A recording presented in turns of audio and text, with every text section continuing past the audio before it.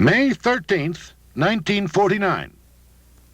Dear Mr. Wilson, I am informed that the Atomic Energy Commission intends to ask that the Bell Telephone Laboratories accept under contract the direction of the Sandia Laboratory at Albuquerque, New Mexico. This operation, which is a vital segment of the atomic weapons program, is of extreme importance and urgency in the national defense and should have the best possible technical direction. I hope your organization will find it possible to undertake this task. In my opinion, you have here an opportunity to render an exceptional service in the national interest. Very sincerely yours, Harry Truman. Sandia National Laboratories has served the nation's interests for more than 4 decades. First in nuclear ordnance, and more recently in other critical areas requiring the capabilities of a multidiscipline laboratory. Sandia was established in 1945 and has been operated under contract with AT&T since 1949. As President Truman foresaw, this work has proved to be of extreme importance to our national defense. Today, Sandia is one of the Department of Energy's largest laboratories, with about 8,000 employees in Albuquerque, New Mexico, Livermore, California, and at test sites in Tonopah, Nevada. We have some 5,000 engineers, scientists, and technicians, and a complete support staff including research librarians, writers, photographers, safety and security personnel, and many others. Our primary responsibility at Sandia, one that constitutes about 2/3 of our work, is research and development related to nuclear weapons. A key part of this work is weaponization. In this job, we take a nuclear explosive developed by the Los Alamos or Lawrence Livermore National Laboratories and surround it with the many unique components and systems that turn it into a safe, reliable, and effective weapon for the military services. For example, this miniaturized arming, fusing, and firing system, developed at Sandia in the 1960s, was an essential element in the development of missile warheads for submarines. Today, this highly sophisticated system, designed at Sandia, is part of the warheads in the new Trident II submarine that will start going to sea later this decade. No part of our nuclear deterrent is more important. In addition to weaponization, our work in nuclear defense runs the gamut from formulation of new weapon concepts to retirement of weapons from stockpile. In recent years, however, our service in the national interest has extended well beyond the nuclear weapons program into energy research, for example. These drill bits, fitted with polycrystalline diamond cutters, are now used at some time in the drilling of about 20% of all oil and gas wells worldwide. Sandia Technology helped develop these bits, which last longer and make oil and gas exploration more economical. We've helped with similar improvements in solar and wind energy, combustion, and other areas of research affecting national energy supplies. The needs of national security have also led us into work on arms control verification, nuclear waste disposal, the development of non-nuclear weapon systems, and many other projects. Together with our energy research, these projects constitute the remaining work we do at Sandia today. To better understand the unique capabilities of Sandia and the work we do, one must first understand the unusual demands of nuclear weaponry. These demands shape the character of the laboratories to a large degree.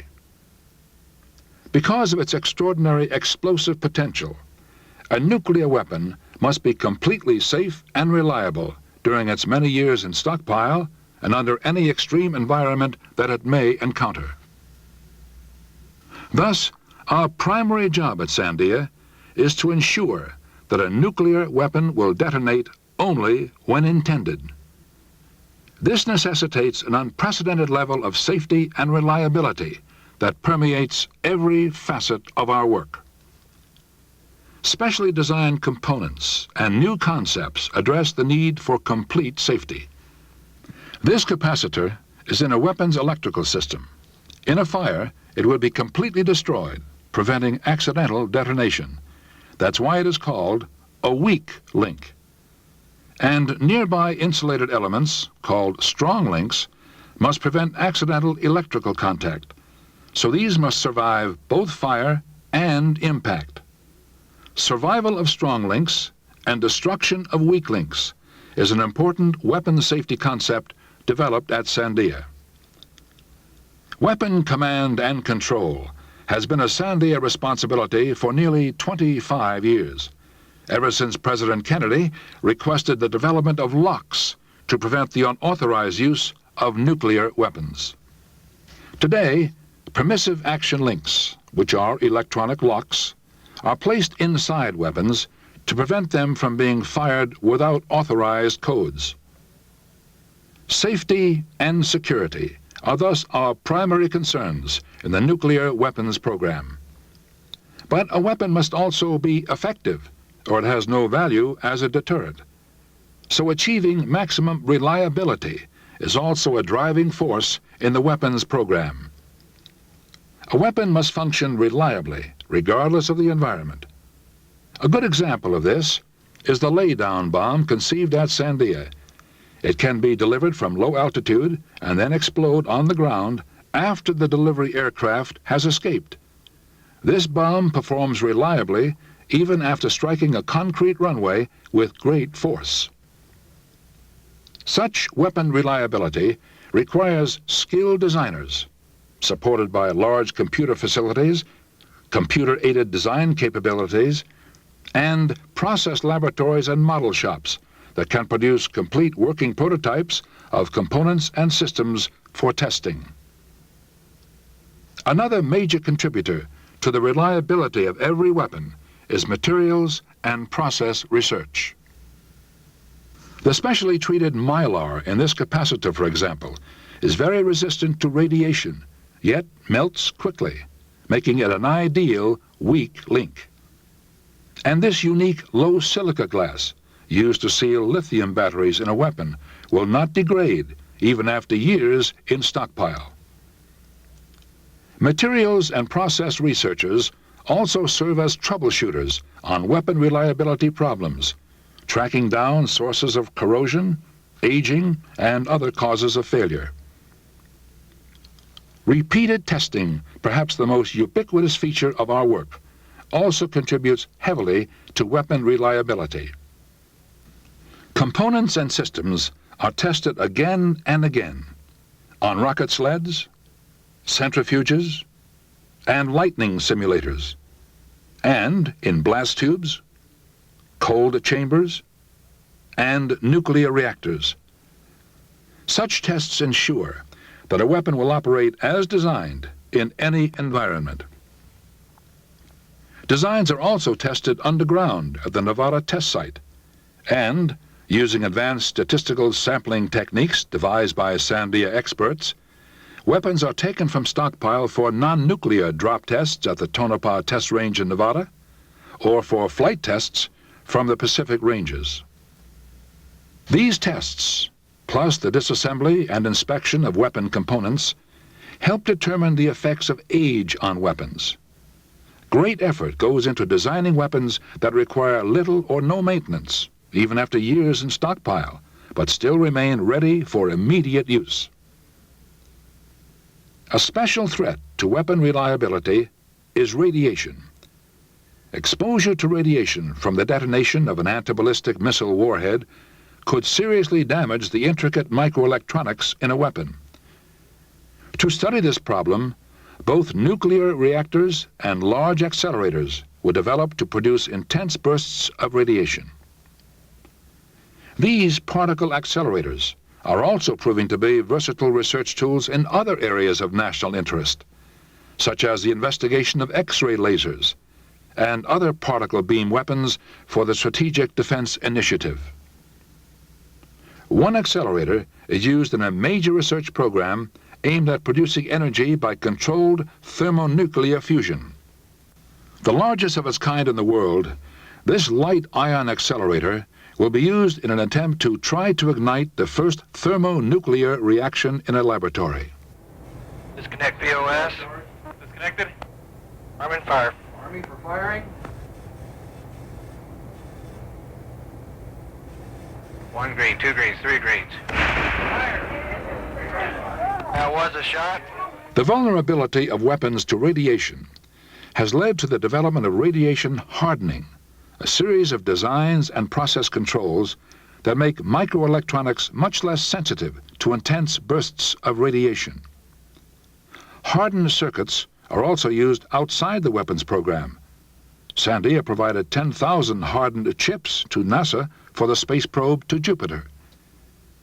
And radiation-hardened circuitry is already found inside Sandia-designed satellite sensors, used to help verify nuclear test ban treaties. The ability to use microelectronics freely in weapons has accelerated the trend towards smaller and lighter components. For instance, one of the first weapon radars was the size of a 3-gallon container. Today's version of a radar is the size of a man's hand. Such miniaturization has led to the development of weapons that are small enough and light enough to fit such carriers as cruise missiles or artillery shells, vital elements of our nuclear deterrent. Several non-nuclear defense technologies are also being developed, such as advanced conventional munitions that use Sandia sensing and microelectronic devices. A terrain-aided navigation system and a compact airborne computer are important elements in the development of land vehicles and aircraft that might someday be remotely controlled. Sandia has served the nation's interest in treaty verification for more than 20 years. Today, our program is the largest in the country. Our work with satellites has provided dozens of systems to detect violations of the ban against nuclear testing in space and in the atmosphere. We have extended our work to include unique unattended seismic stations, such as this one in Norway, designed by Sandia for monitoring underground testing. We are also supporting the International Atomic Energy Agency to help ensure compliance with the Non-Proliferation Treaty, designed to prevent the spread of nuclear weapons to other countries. Development of systems to safeguard nuclear weapons and materials during transport or in storage remains a substantial program at the labs. Deployed weapons may be protected in special vaults, such as these.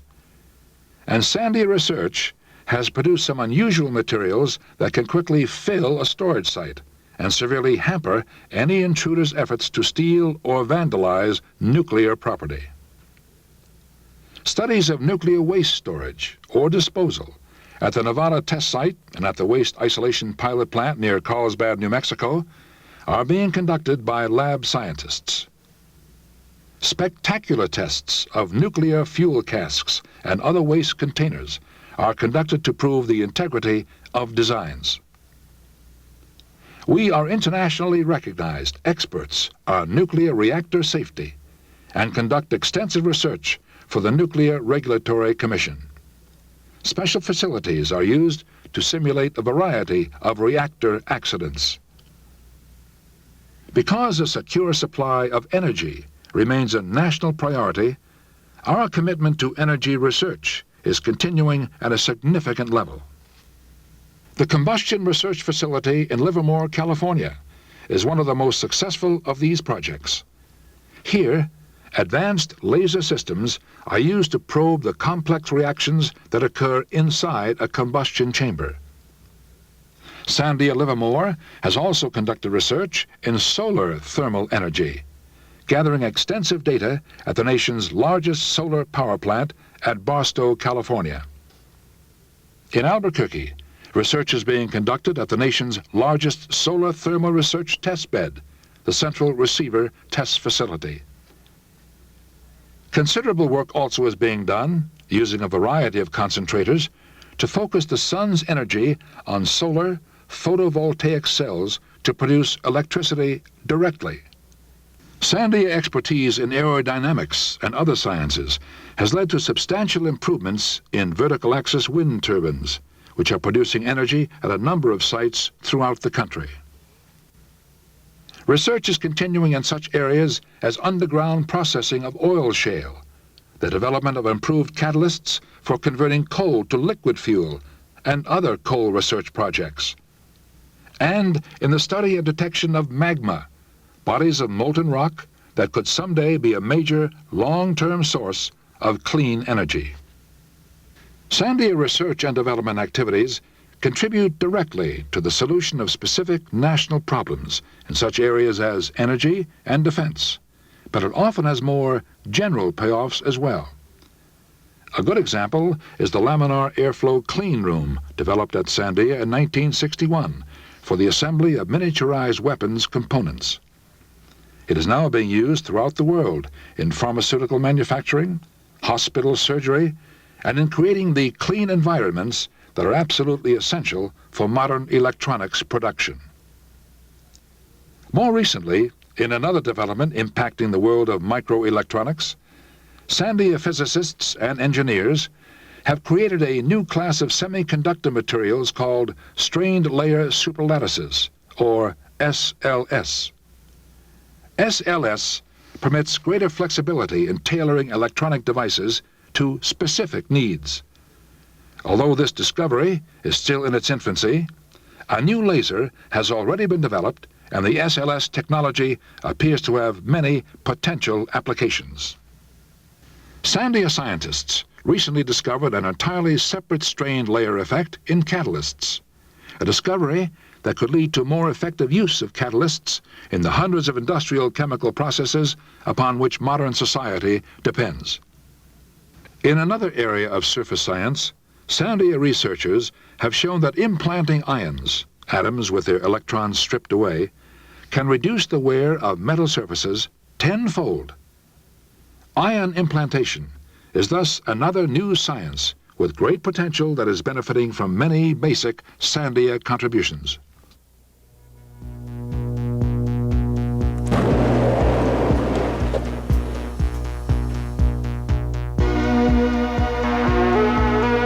These are but a few of the instances where Sandia science and technology are contributing directly to the nation's welfare and to the field of human knowledge. These contributions supplement and complement Sandia's continuing service to the country in energy research, in nuclear weapons design, development, and research, and in other critical areas where the application of advanced science and engineering constitute, as they have for 4 decades, exceptional service in the national interest.